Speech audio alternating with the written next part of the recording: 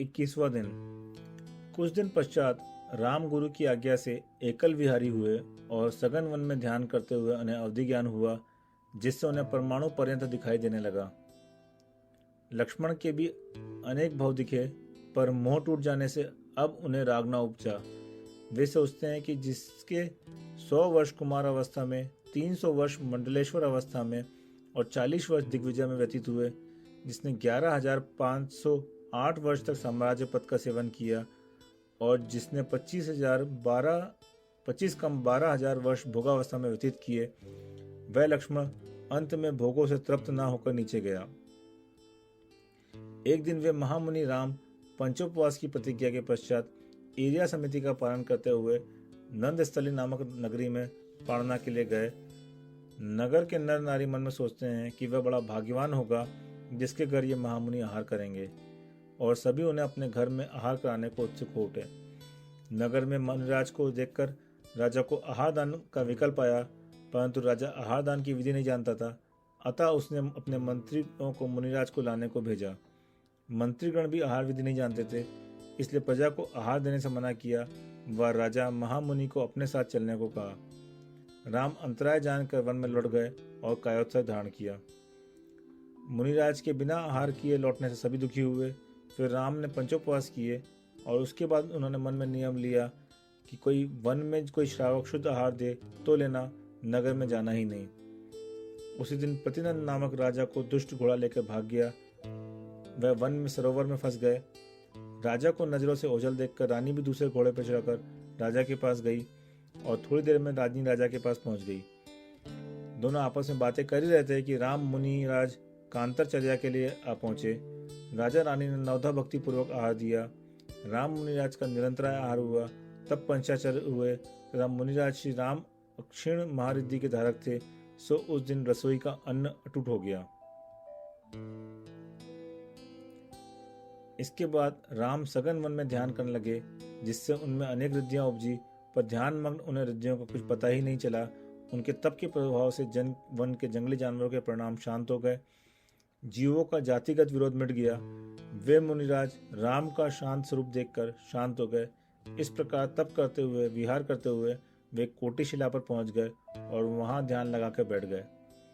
सीता के जीव प्रतीन्द्र ने अवधि ज्ञान जोड़कर जब यह ज्ञाना की मेरे पूर्व भाव के पति राम कर्मों को नष्ट करने के उद्यमी हुए हैं, तो पूर्व के रागवश यह विचार करता है कि मैं मेरी देव माया द्वारा ऐसा कुछ करूं कि इनका मन मोह में आवे और वे शुक्ल ध्यान से च्युत होकर शुभोपयोग में आ जावे, जिससे ये भी मेरे साथ स्वर्ग में देव हों। दोनों 22 सागर पर्यंत साथ साथ रहें और दोनों मिलकर लक्ष्मण को देखें। यह विचार कर सीता का जीव प्रतीन्द्र अन्य देवों के साथ जहाँ राम ध्यान थे वहां आया और राम को ध्यान से डिगाने की देवमाया रची। वन में बसंत ऋतु प्रकट की। नाना प्रकार के फूल फले, सुगंधित वायु चलने लगी। इच्छा अनुसार रूप बदलने वाला वह प्रतीन्द्र स्वयं सीता का रूप धारण कर राम के पास आया। राम से अनेक प्रकार के राग के वचन कहे कि मैंने बिना विचारे तुम्हारी आज्ञा के बिना दीक्षा ली। फिर तपस्विनी बनकर इधर उधर विहार करने लगी। तब विद्याधरों की उत्तम कन्या मुझे हर कर ले गई। मुझसे वे नाना उदाहरण देते हुए बोली कि ऐसी अवस्था में दीन छर धारण करना व्यर्थ है। यह दीक्षा अत्यंत वृद्ध स्त्रियों के लिए शोभा देती है। हम सब तुम्हें आगे कर चलती हैं और तुम्हारे आश्रय से बलदेव को वरेंगे। इस प्रकार सीता के जीव प्रतीन्द्र ने कई प्रकार से माया की, पर राम को ध्यान से न डिगाने में समर्थ न हुए और श्री रामचंद्र जी को शुक्ल ध्यान की अवस्था में माघ शुक्ला द्वादशी की रात्रि के पिछले प्रहर में केवल ज्ञान प्राप्त हो गया। मुनिराज राम को केवल ज्ञान होने पर देवों के आसन कंपायमान हुए। अवधि ज्ञान से राम को केवल ज्ञान हुआ जानकर देवों ने आकर गंधकुटी की रचना की और फिर केवल ज्ञानी राम की दिव्य ध्वनि खिरी। सीता के जीव प्रतीन्द्र ने केवली की पूजा कर 3 प्रदक्षिणाएं दी और बार बार क्षमा याचना की। फिर दिव्य ध्वनि सुनी। जब श्रीराम केवली ने विहार किया तब देव भी विहार कर गए। इसके पश्चात लक्ष्मण को संबोधने की इच्छा से सीता का जीव तीसरे नरक में गया। वहां उसने देखा कि लक्ष्मण द्वारा मारा गया खरदूषण का पुत्र संबुक असुर कुमार देव के रूप में एक दूसरे नारकियों को लड़ाने को प्रेरित कर रहा था। लक्ष्मण व दशानन आदि के जीव एक दूसरे पर प्रहार कर रहे थे। नारकियों के दुखों को देखकर सीता के जीव को दया आई और उसने असुर कुमार जाति के देवों को डांटा। सीता के जीव के तेज व डांट से नारकी डर कर भागने लगे, तब सीता के जीव ने उन्हें सांत्वना दी, समझाया और कहा कि तुम सब डरो मत, अभी मैं तुम्हें अपने साथ ले चलता हूँ। यह कहकर उसने जो ही प्रतिंद्र को उठाने का प्रयास किया तो उसके परमाणु उसी प्रकार बिखर गए जिस प्रकार पारा को हाथ में लेते बिखर जाते हैं। तब नारकियों ने कहा, हमने जो पूर्व में कर्म किए हैं उनका फल हमें भोगना ही होगा, अतः अब तुम हमें इस दुख से छूटने का उपाय बताओ। प्रतीन्द्र ने कहा, दुख से छूटने का उपाय एकमात्र अपने आत्मा को पहचानना और जानना है, उसी में जमना रमना ही है। जब यह जीव स्व पर भेद विज्ञान द्वारा अपने आत्मा में लीन हो जाता है तब वह संसार दुखों का हेतुभूत मिथ्यात्व का नाश कर सम्यक को प्राप्त करता है।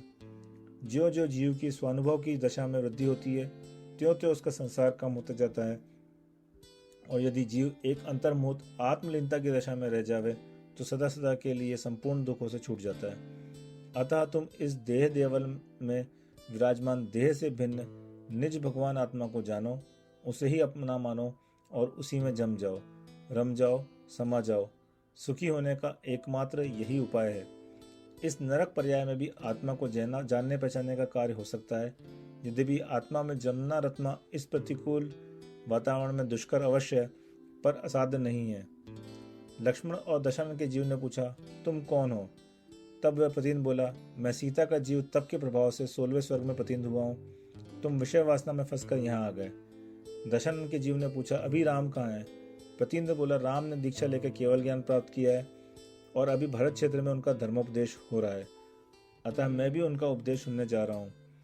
यह कहकर प्रतिन्द्र वहां से विदा होकर श्री राम केवली की दिव्य ध्वनि सुनने पहुंच गया। राम का तत्वोपदेश सुनने के बाद प्रतिन्द्र ने पूछा, हे नाथ, अभी दशरथ आदि कहाँ है? लव कुश कहाँ जाएंगे? भामंडल की कौन सी गति हुई?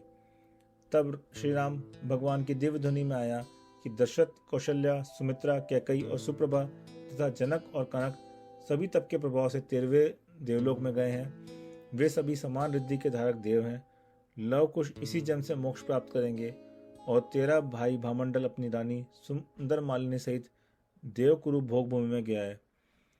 तब प्रतिन्द्र ने पूछा कि मेरे दशानन और लक्ष्मण के कितने भाव बाकी हैं?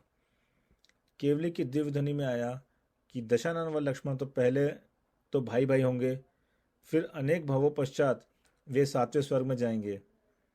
फिर जब तू 16वें स्वर्ग से निकलकर भरत क्षेत्र में रत्न स्थलपुर नामक नगर में चक्ररथ नामक चक्रवर्ती होगा, तब वे 7वें स्वर्ग से निकलकर तेरे पुत्र होंगे। वहां दशानन का जीव का नाम इंद्ररथ और लक्ष्मण के जीव का नाम मेघरथ होगा।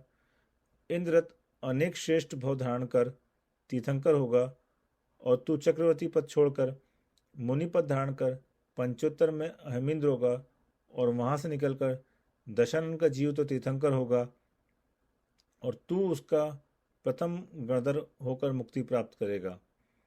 लक्ष्मण का जीव विदेश क्षेत्र के शतपथ नगर में चक्रवर्ती पद त्याग कर मुनि पद धारण कर तीर्थंकर होगा।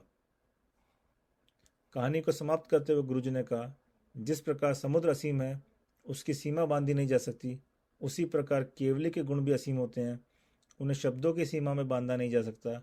अपने अल्प ज्ञान द्वारा उनके पूर्ण ज्ञान को शब्दों की सीमा में बांधना संभव नहीं है। केवली राम की कुल आयु 70,000 वर्ष की थी। इस देह में रहने की उनकी सीमा अब मात्र 7 वर्ष रह गई थी और इन 7 वर्षों में उनका निरंतर उपदेश होता रहा। फिर भी वे 8 कर्मों को नाश कर देह का त्याग कर अव्ययबाद सुख में सिद्ध दशा को प्राप्त कर लोकाग्र में विराजमान हो गए। इतना कहकर जो ही गुरुदेव की वाणी ने विराम लिया तो ही एक श्रोता बोल उठा, फिर क्या?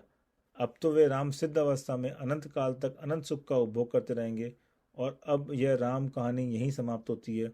यदि तुम चाहो तो राम के पावन जीवन से शिक्षा ग्रहण कर स्वयं भी राम के समान ही भगवान बन सकते हो, अनंत सुखी हो सकते हो।